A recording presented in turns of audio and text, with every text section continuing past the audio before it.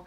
And before I get into what I'm going to talk about, I just have to say I've been so proud of myself because I've been really intentional about showing up and being really focused on what I'm trying to accomplish as it relates to just my creativity and content creation.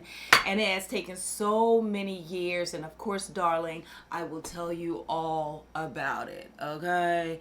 There's a lot to tell you, but one thing I had to realize is that nobody's invested at this point. Maybe just a couple of people like my friends and things like that, but other than that, no one is invested enough to listen to my little baby crunched up stories and how I was in the valley. Nobody cares. It's like, just give just give us makeup. We don't know you like that. We don't care. So that's a bit of a takeaway. If you're checking this out and you are a new content creator or thinking about that content creation, let me tell you something. Do not go into it thinking, oh, I'm gonna share me. And no, share your skill, share your talent, share what you know, share your knowledge. That is what people want to see, okay? Until you won them over by consistently showing them that, no one gives a fluke about you. And that's just the reality of it is. So with that being said, hello and welcome to Trivia the Diva Girl. It's all about me. Somewhat.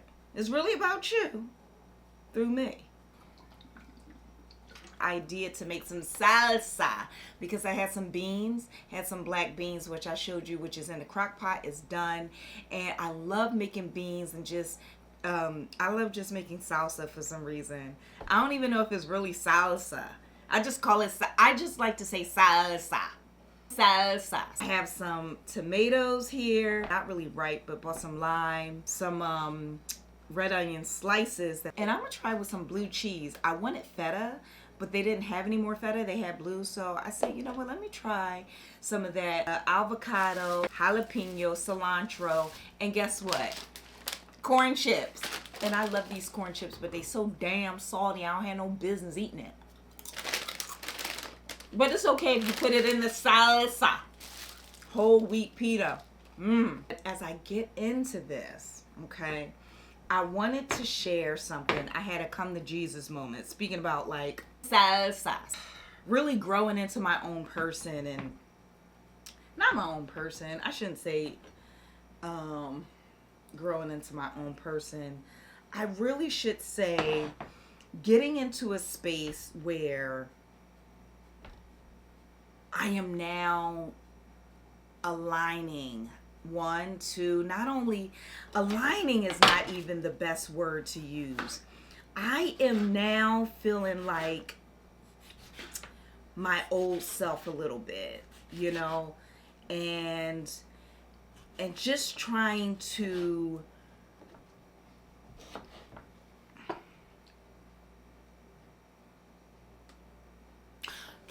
you know how sometimes, and I have to tell this through, I guess, like a synopsis story or parallel. You know how sometimes you can close your eyes and envision yourself as this super big person. So maybe like a hero, maybe like, you know, I don't know. Let's call him a hero, heroine, and you have this really super big personality. Okay. So say for instance, if you're a type of person that's generally afraid to speak in public, but in your mind you close your eyes, and in your mind's eye you have yourself showing up as this beautiful, you know, clear speaker, charismatic, you know, let's say all the things, like all of your weaker points, okay, for lack of a better term. You picture yourself being so much stronger in your mind and in your daydream. Well, I used to do that all the time as a kid. And I would see myself as this big person, and I always thought that I would just grow into this person. I never, and I, you know, the strange thing about it is, I thought that I would grow into this person, But in order for me to grow into that person, someone else bigger than me with my eyes open in the world, experiencing the world, was going to have to take me by the hand and guide me and mold me to what I saw in my head. That's what I thought. I'm going to be honest with you. And it has taken me so many years to finally open up my eyes, stop dreaming, and start saying, no, no, no, no, no. You need to show up as the person that you see in your mind's eye. Do you know what I mean? Does that make sense? I know it do. I know it do. Because I know I'm not the only person who feels that way, right? So that's what I've been kind of dealing with. Okay, dealing with that and growing into that next phase of my life where I'm like, you know what? I'm showing up as this person that I have been internally. And when I heard Felicia Rashad say like her parents taught her that her internal reality will dictate the outward outward personification of that, I was like, she didn't say that personification, but basically, you know, I was like, honey, yes, boo. And that's what we need to be teaching our children, okay? Because this ish right here, trying to get back to that place, trying to get into a space where you're like, okay, I'm trying to show up. It's hard. I don't like it one damn bit. I'm going to tell you the truth.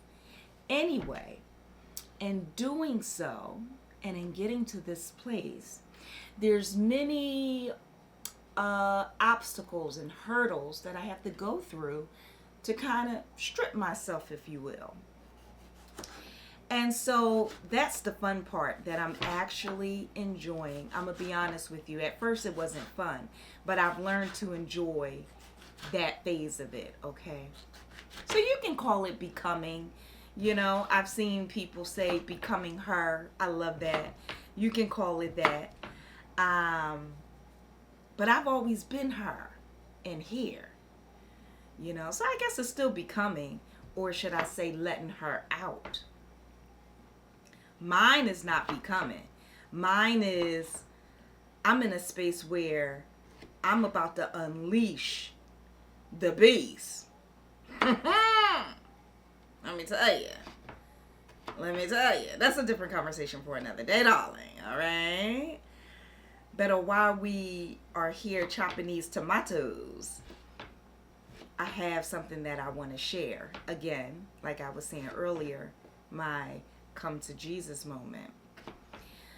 So something took place today actually yesterday, and then today it manifested itself. But I'm not going to give you that story because my page is public. So I have to be very careful about some of the things that I share in my day-to-day life, even if it is shaping me in a way, but I have to be careful because I know that I'm exposed and anyone can see this, and you know, I have to be careful what I talk about.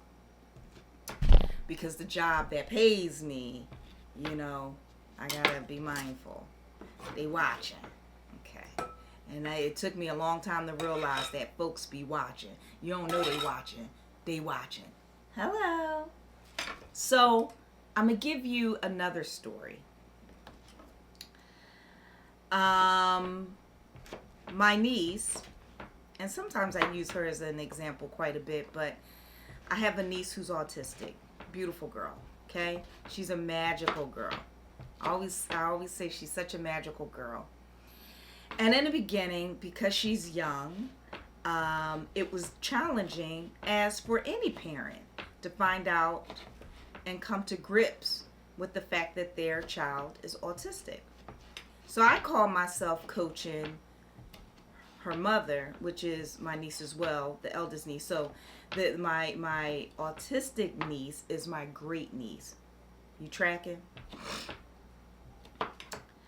So I would tell them all the time, especially her. I would say, you got to love your baby. We had went through a period where we stopped talking when she was very, very young. And then when we resumed our camaraderie, our friendship, if you will, and we was talking about all the things about the daughter and this and that and the third, I'm like, you got to love your baby. Hey, love your baby. I don't care what condition, I don't care nothing, because you don't know the outcome of things. And that child is going to be your saving grace. It's your baby. Love your baby, give your baby everything she needs, still treat her regular, but also realize there are some things, just all the things, all the positive things, right? And I used to, so as I was hanging around, I found that my baby niece was actually quite intelligent. I think that all children, all species, especially when they're babies, they're very intelligent. That's why so many people try to get to children. You know that, okay? But I said, no, honey, she's smart. She's an intelligent girl. Don't sleep on her. Don't you do it. Don't sleep on her. I used to tell her that all the time. Fast forward, she gets a little bit older, and they want to put her through school. Put her in school, like a actual school. I said, oh, that's a great idea. The father at the time had some hard time. Even the mother was a little bit apprehensive. I said, listen, anything can happen at any time. You send your children out with good grace, with good energy, but you don't focus on the negative. She found herself watching different things on social media about kids getting hurt or abused and this and that and the third. So I actually wound up, for the very first year of her going into school, I actually went with her. So I went with her. I was a part of that transition, and they call it like a one-to-one. It was great. Fast forward, I was no longer the one-to-one. They actually was able to get another one-to-one. I went back to work, and they actually got another person to be a one-to-one through a program. Fine. One day, we're all on the phone. Not the baby, but the adult niece, her cousin, and we're like having a conversation, and she goes, oh, her teacher is absolute. Now, mind you, we had a hard time with this teacher in the beginning, and they used to look at that child, and I used to hate it. Oh, God, you know what I mean? And I used to be right in there, and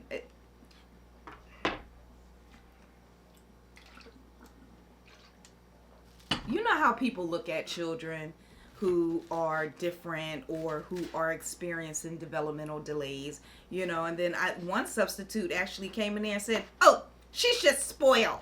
She's so spoiled. She's not completely wrong, but for her to say that was a little bit wild, I thought. But anyway, that was some of the things that we were dealing with. Just to give you some context, to let you know that in the beginning, they portrayed to be super supportive, but don't get it effed up. You could tell and literally see in their faces that, and especially as they cut their eye and go through, do all the things as humans do, they were extremely judgmental, even the mother effing teacher. Liked her in terms of being high and by surface conversation, but we're not going to act like we're best friends and brouhaha. Okay. Back to the conversation that we were all on. We were all on the phone, and we were having a separate conversation. Then all of a sudden, she brings up her daughter, how she's doing so well in school, and this and that and the third, and how the teacher, and I'm not going to call her name, but the teacher, I'll just, for the sake of this video, we'll call her Miss Jen.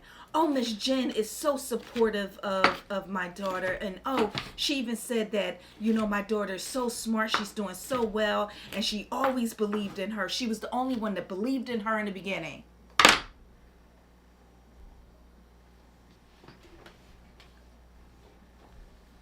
Excuse me? Because no, she didn't. You know what I'm saying? No, she didn't. But wait, what? something, because I'm in a space now where I'm in a space, and at the age, honey baby, I'm not going to let anybody say anything that they want to out of my mouth, and just out of their mouth, excuse me, and just totally overlook me and totally. I've been through that shit enough. I ain't going through that shit no more. I'm not doing it. I've done it enough. And I'm quite, to be frank, tired of it. As long as you sit here, you can give somebody your all, give them your all, build them up, do all the things. And they will literally overlook you, forget you. Forget all the good deeds that you done did. And then give the props to somebody else who didn't even give a damn about them. Not today. Not today, Satan. Not today. So, I said, no, in the beginning, I believed. I told you that, nothing. Then wouldn't even say, you know what I'm saying? I couldn't believe it. I couldn't believe it. There was another time when that happened. I helped a homegirl move. Help a homegirl moved and carrying on, cleaning up their place and moving they shit and carrying on and lifting stuff, being really strong and Hulk Hogan, Arnold Schwarzenegger with it. A couple of years later, they were looking to move again, so she asked me again, but this time I couldn't do it because I was going to Pittsburgh to help my aunt. Or I think just to visit. It don't matter. Oh, wow. Okay. And I said, well, what's up? Because she said, are you busy this week? And I said, well, yeah, I'm going to Pittsburgh. Oh, are you? I said, well, what's going on? Oh, we're moving. We were looking for help. I said, oh, I would love to, but I'm not going to be here. So she's like, oh, okay, I understand. So that was that. So I think it was her friend who said, yeah, because last time, who helped us last time? Nobody helped us last time. I said, I helped you last time. Oh, you did? Had to think about it. She had to think about it. I said, yeah, I piled your stuff in my car. You took your car. It was the last stuff that y'all had. And I went upstairs in the apartment, cleaned swept the floors. Oh, come to think of it, you sure did.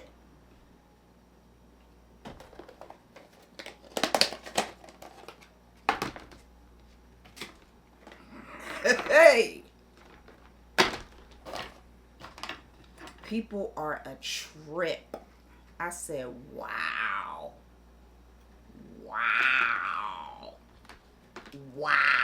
Okay. That really showed me something. I'm going to be honest, that kind of messed me up. Here's the come to Jesus moment. So when the situation similarly happened today, that situation I'm not going to share, but it's similar to those two scenarios. I said, I had to check myself today because now I'm in this space where I check myself. And I say, well, Treva, wait a minute. Why do you feel like you need props? Why do you feel like someone needs to say you did something? That's a little bit different. Do you need that? And if you do, why? And then I was feeling like, well, because it ain't right, And even with the situation today, I was thinking to myself, well, you did what you did supposedly for other people. That's what you told yourself. That's what you told me. So me, myself, and I be having this conversation. So my other self was saying, well, that's what you told me. Like it was for the people. The same way with my niece. It was for her. If you don't get the props for doing something, why do you feel the need to make sure someone gives you your props?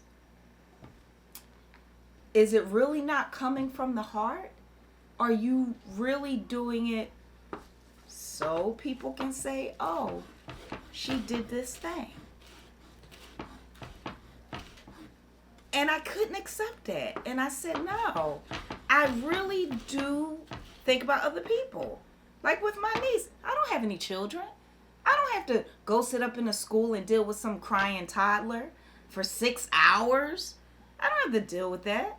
I don't have to move somebody from their house. I could, if I'm too chicken to tell the truth and just say no, I can make up a lie and get out of it.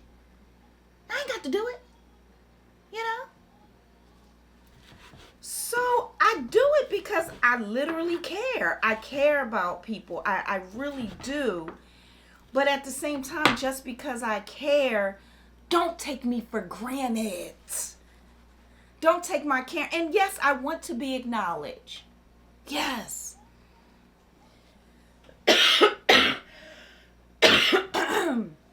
And for so many years, I denied myself of that.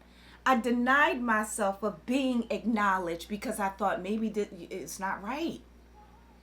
You know, if they acknowledge you, beautiful. So when people do it naturally on their own without being, coached, I'm like, oh my God, thank you so much. I am like super, uber grateful. You know what I mean? And it makes me feel hella good.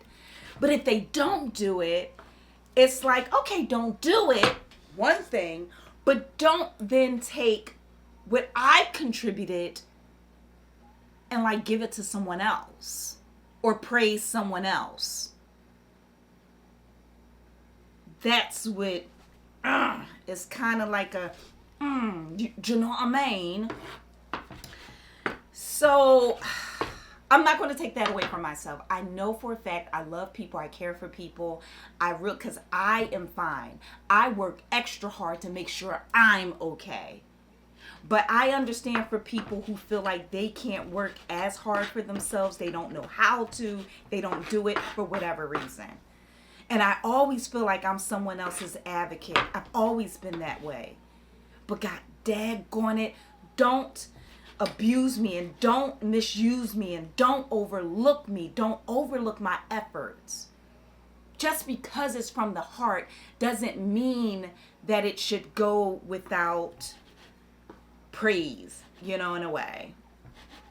So that's how I feel about that. But then I said, I think, no, it is an ego thing. I do feel it. I feel it egotistically. It makes me feel good. And now let's deal with that, Treva. I said, you know what? So today I got real with myself. I said, no, it does make me feel good. It makes me feel good when I'm acknowledged. It makes me feel like something. And I had to remember that there was a long time in my early years when I was super dumb and slow. And folks in my family made sure that I knew it. They made sure that I knew that I was going to grow up and not be anything. They made sure of that. They made sure that I was hyper aware because I wasn't able to get good grades in school, in primary school, in elementary school. This thing is not ripe yet. Shoot. Avocado.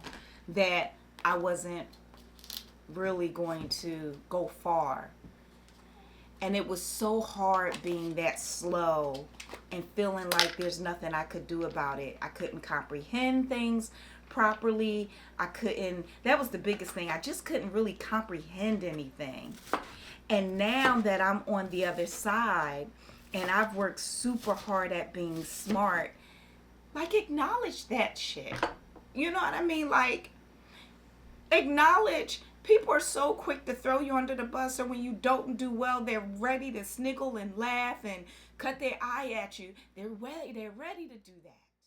Get to a point where you elevate yourself Get to a point where you're accepting nothing less than excellence from yourself. You're showing up and you're doing all the things, right? That's really difficult. That's not ingrained in you. That's not programmed in you, right?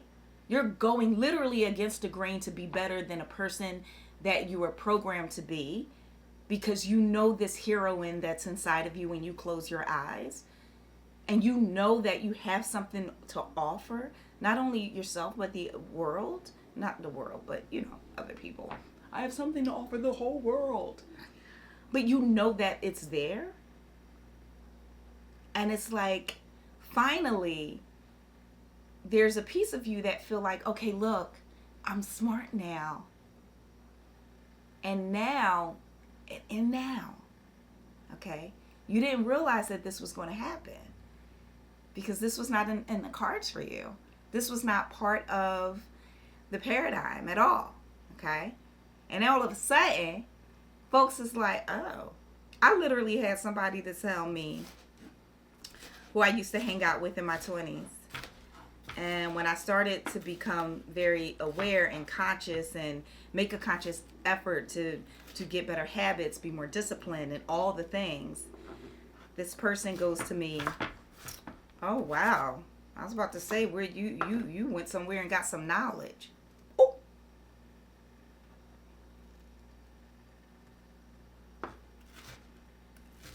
Because now, what? You're becoming their mirror?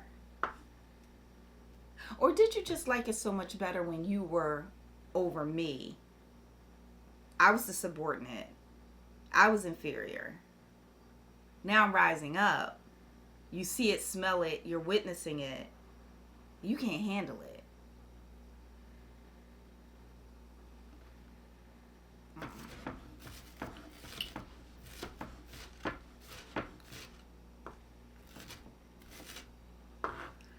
That was my come to Jesus moment. My come to Jesus moment was the fact that it's not that I don't do what I do for the original reason as to why I did it to begin with, which was for the empowerment and betterment of someone else. Because not only do I want to prosper, but I legitimately want the people around me to prosper. But a lot of times and I've noticed this, that's why you just realize you have to take things with a grain of salt, because people are so conditioned to just be comfortable with mediocrity. And it's not a true comfort. It's really a discomfort. It's an inconvenience. But it's too much of a discomfort to break out of those bad habits. I'm not ready to do that. Or they're not ready to do that. But I'm talking as if I'm them. I understand. I get it. I get it. I totally get it. I totally get it. I totally understand. Because for a long time, I just was very comfortable with having a pity party and doing my thing too. So, I ain't gonna hold you. Okay? Alright. That's all I can say, is that I understand it. Oh, God, this is real hard. See, I just bought these. You have to buy these, a couple of days before you want to make anything. Let's see. Got a little bit of lime juice, though. I have some lemons, too. I still want to be acknowledged. And I'm not going to let anyone take that away from me. Now, in certain instances, if it's appropriate, I will say something. So I won't say, I take that back. When I say, I won't let anybody take that away, I'll take that back. Because if it's not appropriate, no, I won't say anything. It's not needed. But I definitely want to release that. I want to work on releasing that. If they give you props, Treva, they give you props. If they acknowledge you, they acknowledge you. But if they don't, fine. I just don't. You know what starts to bother me is the moment that I allow something to bother me so much that it like tears at my soul, because I know now, I'm very conscious about my energy, and I'm very conscious about how I'm vibrating out here in these streets, out here in the universe.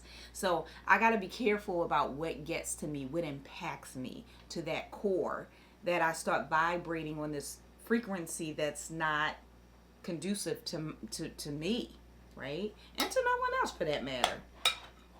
I have to be very careful about that. So that's why I'm just trying to be super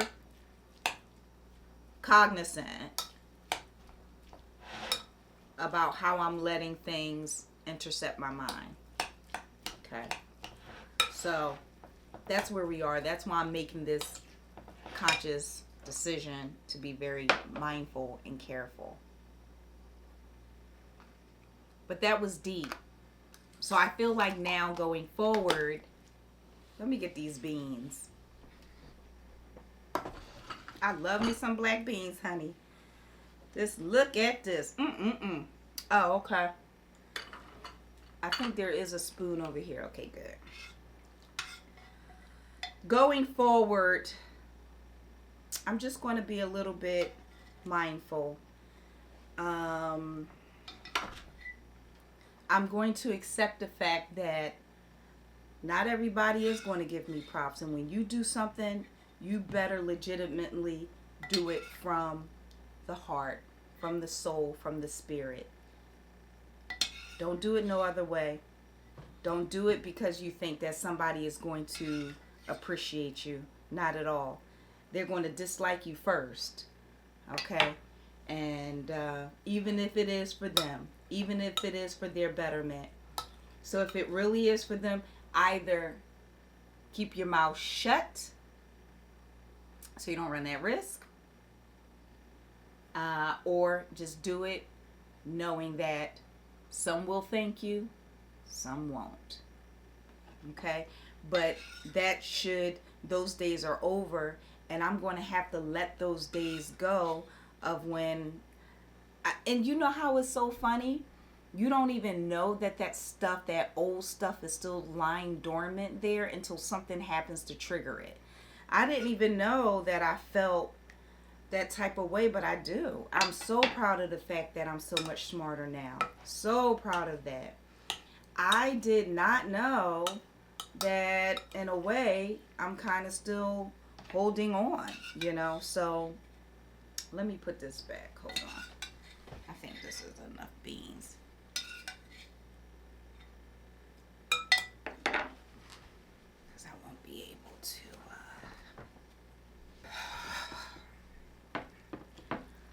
I wish I had some more avocado in here. I just had a little bit that was in there, but yeah, you won't. Just let it go. Just let it go. So that's what I plan to do. I plan to let it go. I feel good now that I've talked about it and I'm able to identify certain things. I feel a lot better. Definitely. But yeah, had to let that go. Have to let it go. Because people are going to be, they're going to be who they are. But we should always still be doing stuff for, this is going to make me sneeze, for other people. That's our job. That's our job. And I'm here now. I'm smarter now. I'm not that little girl that was dumb. And I know that it was very painful, especially when, God, it was so painful to be in school and please don't pick on, didn't want the teachers to pick on you in the classroom, and then they did, then people saw how slow you were, and oh God, that was just such a difficult, challenging moment.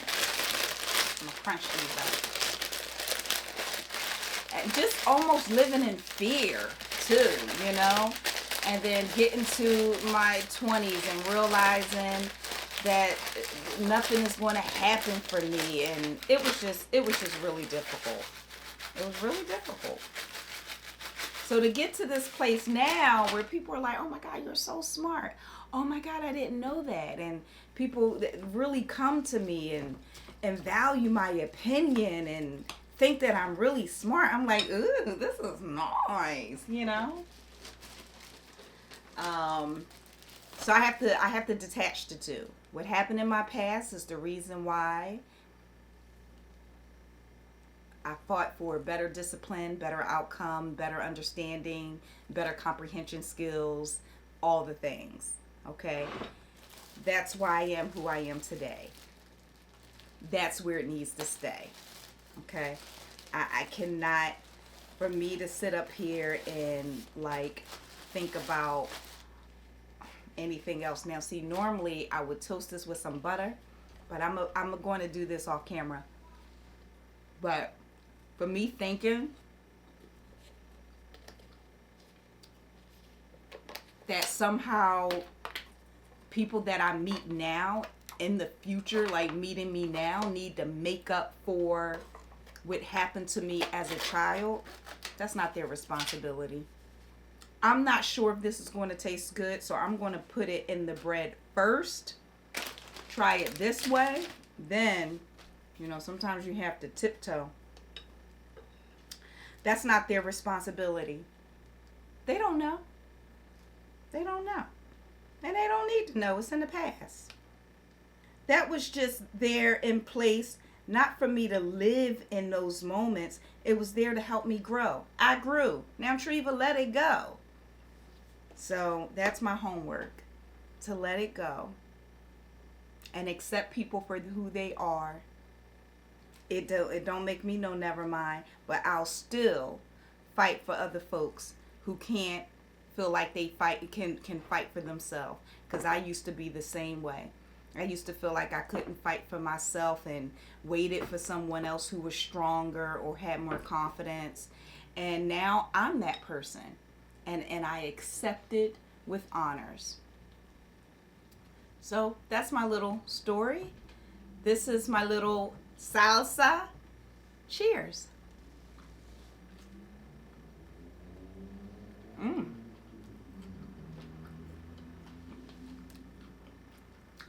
Mmm. Mmm. Come on, blue cheese. And it got a kick, because you know I got jalapeno.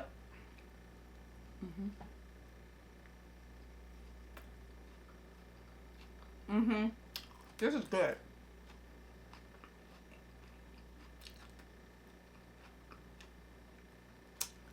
I'll list the recipe if you want it.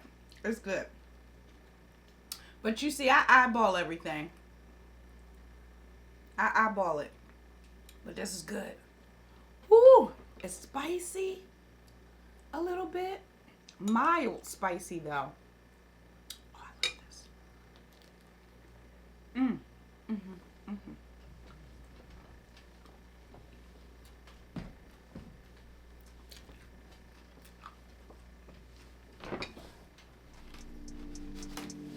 Okay. Thank you for listening and watching as I prepare my food. I'm going to eat. I'm going to toast this part